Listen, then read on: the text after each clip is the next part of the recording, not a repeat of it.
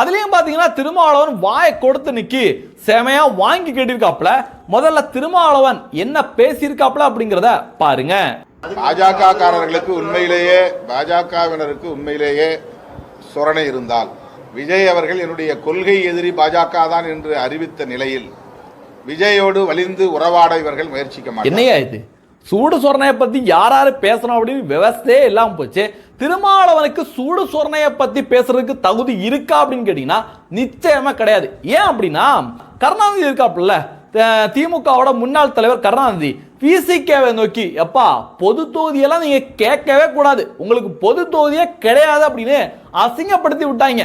இதை நான் சொல்லல, வேற யாரும் பிஜேபி காரங்க சொல்லல. வன்னியரசு அப்படிங்கிற பிசிகா தற்குறிய பேசியிருக்கு, டைரக்டா லைவ்ல பேசியிருக்கு. அது மட்டுமா, வேங்க வயல்ல திருமாவளவன் எந்த ஒரு ஜாதி அரசியல முன்னெடுக்கிறாப்லையோ அந்த விளிம்பு நிலை மக்கள் குடிக்கிற தண்ணியில எவனோ ஒருத்தன் மலங்கலம் தான். அதுக்கு இதுவரைக்கும் திமுக அரசாங்கம் தீர்வே கொடுக்கல.